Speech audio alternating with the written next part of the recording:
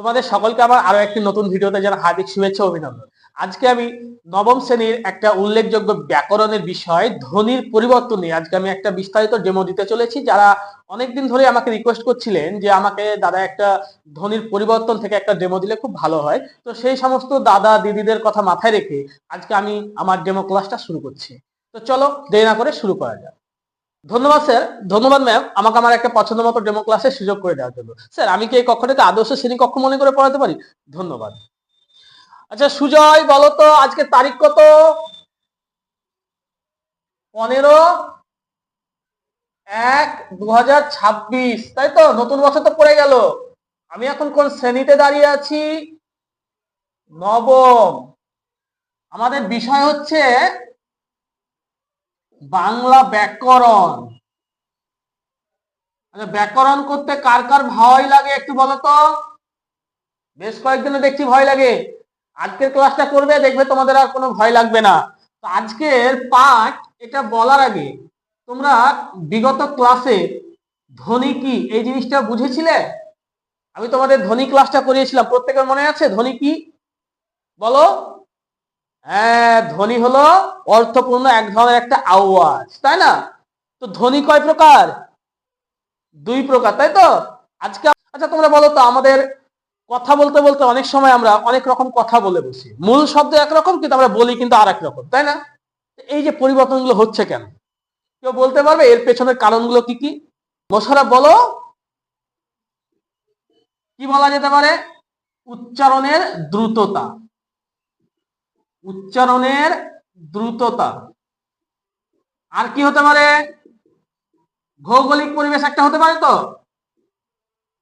ভৌগোলিক পরিবেশ। আর কি হতে পারে একটু ভাবো। হ্যাঁ, খুব সুন্দর বলেছ তামান্না। শ্রবণ যন্ত্রের ত্রুটি। উচ্চারণের আরাম প্রিয়তা, তাই না? আমরা এটাও কিন্তু মূলত দেখতে পাই যে উচ্চারণের আরাম প্রিয়তার জন্য কিন্তু আমাদের ধ্বনি পরিবর্তন হয়ে থাকে। তো এবার প্রশ্ন হচ্ছে যে আমাদের ধ্বনি পরিবর্তন আমরা কয় দিক থেকে করতে পারি? আমাদের যে ধ্বনি পরিবর্তন রয়েছে এই ধ্বনি পরিবর্তন আমরা কয় দিক থেকে করতে পারি? আমরা মূলত ধ্বনি পরিবর্তনকে 4 দিক থেকে করতে পারি। তাহলে আজকের আমাদের পাঠ হবে ধ্বনির পরিবর্তন। বোঝা গেল? তাহলে আজকের পাঠ আমাদের ধ্বনি পরিবর্তন। তো আমরা ধ্বনি পরিবর্তনকে 4 ভাগে মোটামুটি করতে পারি। কিরকম? 1, ধ্বনি লোপ। 2 হচ্ছে ধ্বনি আগম। 3 হচ্ছে ধ্বনি রূপান্তর। আর 4 নম্বর হচ্ছে ধ্বনি স্থানান্তর। তাহলে আমরা কি বললাম? ধ্বনিকে আমরা কয় দিক থেকে পরিবর্তন করতে পারি? মূলত 4 দিক থেকে, ঠিক আছে? আজকে আমরা ধ্বনির আগম সম্পর্কে পড়ব। ধ্বনির আগমও সেম, 2 প্রকার, একই রকম ভাবে কিন্তু হবে। এখানে ধ্বনির আগম মানে কি? আগম মানে হচ্ছে আসা। তাহলে কে আসবে? ধ্বনি তো 2 প্রকার, স্বরধ্বনি, ব্যঞ্জন ধ্বনি। তাহলে এই 2 প্রকারই আসবে। তাহলে আমরা এখানে মূলত 2 প্রকার, সেই 2 প্রকারের নাম কি? একটা হচ্ছে স্বরধ্বনি আর একটা হচ্ছে ব্যঞ্জন ধ্বনি। এখানে কিন্তু আমি পুরোটা লিখলাম না, ঠিক আছে? তাহলে আজকে আমরা শিখব ধ্বনির আগম সম্পর্কে। মূলত আমাদের ধ্বনির আগম হচ্ছে ধ্বনির আগম আমাদের ধ্বনির আগম কয় প্রকার? দুই প্রকার। একটা হচ্ছে স্বরধ্বনির আগম, একটা হচ্ছে স্বরধ্বনির আগম, আর একটা হচ্ছে ব্যঞ্জন ধ্বনির আগম, তাই না? তাহলে আমরা স্বরধ্বনির আগম পেলাম একটা, ব্যঞ্জন ধ্বনির আগম পেলাম। এবার আমাদের মূল আলোচ্য বিষয় হবে এই স্বরধ্বনিটা নিয়ে। তাহলে এবার আমরা যদি দেখি যে এই যে স্বরধ্বনির আগম, এটা আবার 3 প্রকার। আবার ব্যঞ্জন ধ্বনির আগম, এটাও কিন্তু তোমার 3 প্রকার। তো এদের আবার আলাদা আলাদা পার্ট আছে, অংশ আছে। তো আমরা সেই বিষয়গুলো নিয়ে একটু জানার চেষ্টা করি। দেখো, স্বরধ্বনির আগম আবার 3 প্রকার। কি কি? আদি স্বরাগম,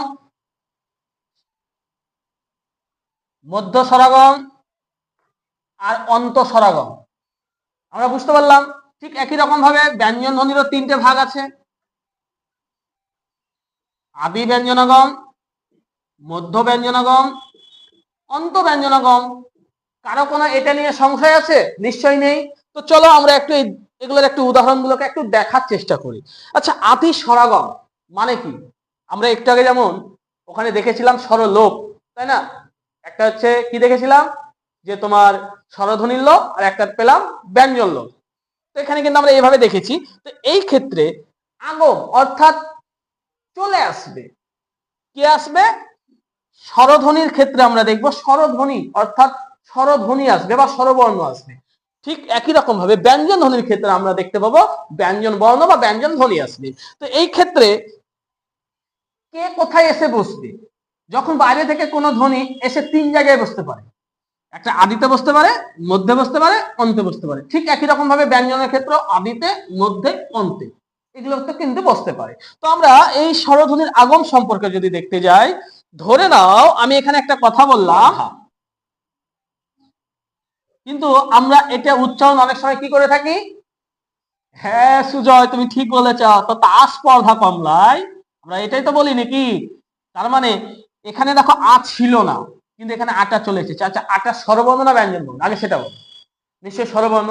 তার মানে এখানে ছিল না কিন্তু চলে এসেছে। কিন্তু আটা এসে, এখানে আটা এসে কোথায় বসেছে? শুরুতে বসেছে। তাই এটা একটা আদি স্বরগমের উদাহরণ বলা যেতে পারে।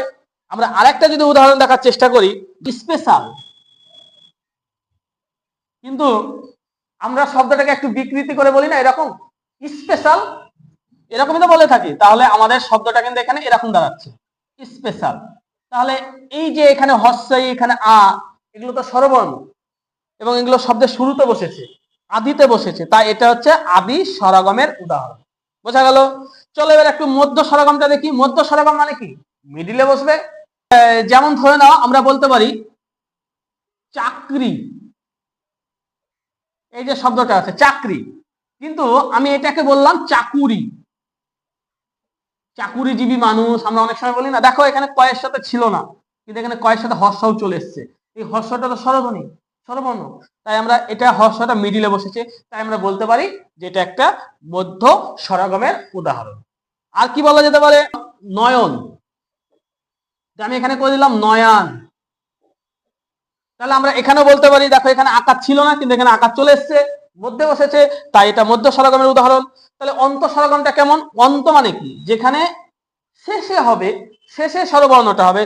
যেমন আমরা বলতে পারি যে ইঞ্চ, এই ইঞ্চটাকে আমরা বলতে পারি ইঞ্চি। দেখো হর্ষাইটা মিডিলে আছে বলে ভেবো না যে এটা মধ্য স্বরগম। কেন বলো ভেবো না? কারণ ইঞ্চিটা উচ্চারণ করো ইয় চয়ে হর্ষই, হর্ষাইটা শেষে আসছে, তাই এই হর্ষাইটা এটা একটা অন্ত স্বরগমের উদাহরণ। আমরা যদি দেখি কেটল, কিন্তু আমরা কেটলকে অনেক সময় কি বলি? কেটলি বলি তো। তাহলে এটা কিসের উদাহরণ? অন্ত স্বরগমের উদাহরণ। তাহলে প্রত্যেকে বুঝতে পেরেছো অন্ত স্বরগমটা কি? তাহলে বুঝতে পারলে ধ্বনির আগম জিনিসটা কি।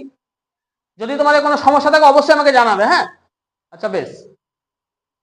তোমাদের ভিডিওটা ভালো লাগে তাহলে অবশ্যই একটা লাইক, কমেন্ট সব বন্ধুদের মধ্যে শেয়ার করে দেবে। আর যদি তোমাদের কোনো সমস্যা হয় সেটা আমাকে অবশ্যই জানাবে, আমি পরবর্তী ভিডিওতে সেগুলো তোমাদের সলভ করে দেওয়ার চেষ্টা করবো। আর আজকের মতো এটুকুই, দেখা হচ্ছে পরবর্তী কোনো ভিডিওতে। ততক্ষণের জন্য ধন্যবাদ।